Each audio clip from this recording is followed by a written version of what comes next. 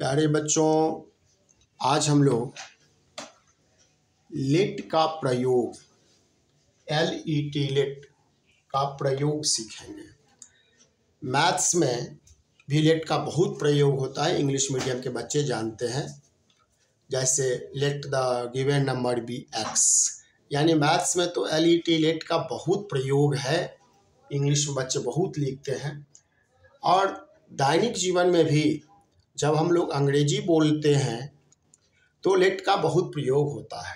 जैसे मान लीजिए कि आपके घर में आपके फ्रेंड्स कुछ आ जाते हैं और आप कहते हैं अब तुम लोग जाओ, मुझे पढ़ने दो, मुझे पढ़ने दो। तो मुझे पढ़ने दो, इस तरह का जब सेंटेंस होगा तो ये लेट से शुरू होगा। लेट मी रीड, मुझे पढ़ने दो। लेट मी रीड या let me study, let me read. इस पर ध्यान दीजिए कि इस तरह के सेंटेंसेस इम्पेरेटिव सेंटेंसेस हैं। सेंटेंसेस हम लोग जानते हैं 5 तरह का होता है, उसमें यह इम्पेरेटिव सेंटेंसेस का एग्जाम्पल है, जिसका स्टार्टिंग हम लोग किसी कर्ता यानी सब्जेक्ट से नहीं करते हैं, हम लोग लेट से करते हैं। लेट के बाद जो ये प्रोनाउन है, याद होगा, जो नाउन के बदले में यूज होता है उसको प्रोनाउन कहते हैं। तो यह जो प्रोनाउन है यह ऑब्जेक्टिव केस में लेंगे। आई, लेट आई रीड नहीं होगा। यह बच्चे गलती क्या करते हैं, let I read, let I read गलत हो जाएगा। एग्जाम में, बैंकिंग के कंपटीशन में, रेलवे में, नेवी में, एयरफोर्स में इस तरह का कॉमन एरर में आता है कि यहाँ क्या होना चाहिए, ले आई होना चाहिए या मी होना चाहिए। याद रखिए यहाँ पर आई नहीं होगा, मी होगा, जिसको ऑब्जेक्टिव केस कहते हैं। जब ऑब्जेक्टिव केस, जब हम केस पर वीडियो बनाएंगे तो उसमें इसको और क्लियर कर देंगे। फिर इसी में उसे जाने दो। मान लीजिए कि कुछ बच्चे एक साथ बैठे हैं और आपका छोटा भाई बहन आता है और कोई बच्चा उससे खेलने लगता है, आप कहते हैं कि उसे जाने दो। तो उसे जाने दो इंग्लिश में क्या होगा, let him go, let him go. और यदि लड़की है तो लेट हर गो, लेट हिम गो। तो ये लेट से शुरू हो गया। अब हम लोग चलें। जैसे मान लीजिए कुछ बच्चे एक साथ खेल रहे हैं और शाम हो गया, अब बच्चे क्या कहते हैं कि अब हम लोग चलें। तो हम लोग लेट से शुरू होगा, तो लेट, अब हम लोग चल, लेट अस। देखिए हम लोग का वी नहीं होगा, अस होगा। अब late us go now, late us go now, अब हम लोग चले। लेट अस गो नाउ, अब है तो अब का नाउ होता है, तो लास्ट में लिखा गया। तो इस तरह से इम्पेरेटिव सेंटेंसेस में, जिसमें हम लोग सब्जेक्ट नहीं रखते हैं शुरुआत में, उसे जाने दो तो लेट हिम गो, मुझे पढ़ने दो, लेट मी रीड, उन लोगों को खेलने दो, लेट देम प्ले। अब यदि निगेटिव सेंटेंस होगा, जैसे उसे मत जाने दो, उसे जाने दो, ये हो गया उसे जाने दो। अब यदि यहीं पर होगा उसे मत जाने दो, उसे मत जाने दो, या निगेटिव सेंटेंस हो गया।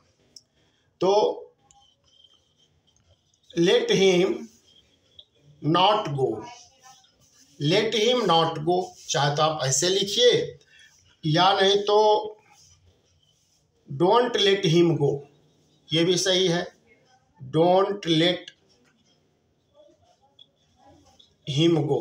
यदि आप यहाँ गो से पहले नॉट लगाते हैं तब भी सही है। लेट हिम नॉट गो, उसे मत जाने दो, या डोंट लेट हिम गो, यह भी सही है।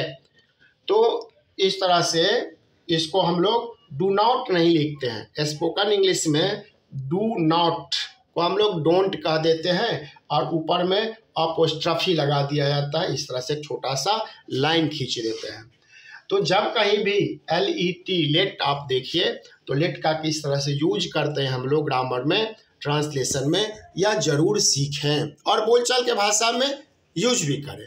मान लीजिए कि कुछ बच्चे एक साथ स्कूल के लिए चलते हैं तो वे कह सकते हैं let us go to school now, अब हम लोग स्कूल चले। Let us go to school now, अब हम लोग स्कूल चले। तो लेट का यूज कैसे करें ये मैंने सिखाया है। और आपके पास कोई भी ग्रामर या ट्रांसलेशन का बुक है तो इम्पेरेटिव सेंटेंसेस का ये एग्जाम्पल है, इम्पेरेटिव सेंटेंस में आपको मिलेगा, उससे कुछ प्रैक्टिस कीजिए। और 2-4 हम एग्जाम्पल आपको छोड़ देते हैं जिसको आप इंग्लिश में ट्रांसलेट कीजिए, और दिक्कत है तो आप हमसे पूछिए। जैसे हम लोग खेलें, हम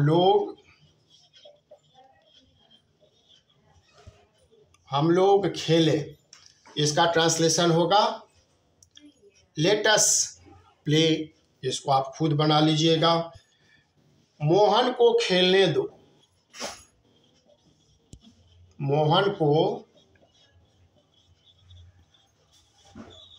खेलने दो, तो क्या हो जाएगा let Mohan play, let Mohan play.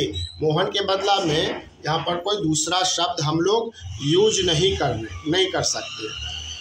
मुझे काम करने दें, मुझे काम करने दें, मुझे काम करने दें।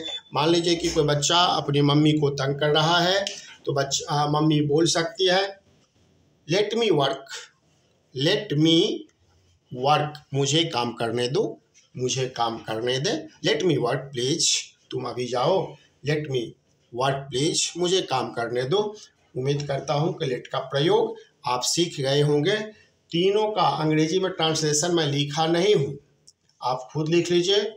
और भी इससे रिलेटेड कुछ फैक्ट है, कुछ जानना चाहते हैं तो कमेंट में हमसे पूछिए। Thank you.